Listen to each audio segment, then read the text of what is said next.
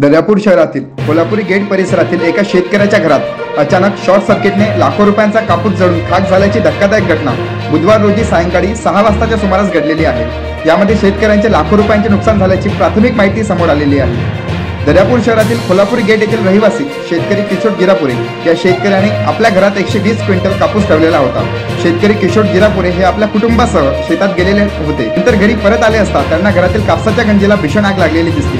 ही आग शॉर्ट सर्किटने लागली असल्याचे बोलल्या जात आहे। या आगीत शेतकरी किशोर गिरापुरे यांचा लाखो रुपयांचा कापूस जळून खाक झालेला आहे।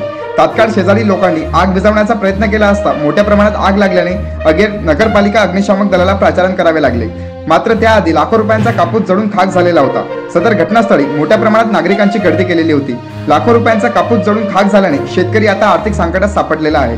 त्यामुळे शासनाने तात्काळ पंचनामा करून आर्थिक नुकसान भरपाई द्यावी अशी मागणी शेतकरी किशोर गिरापुरे यांनी केलेली आहे।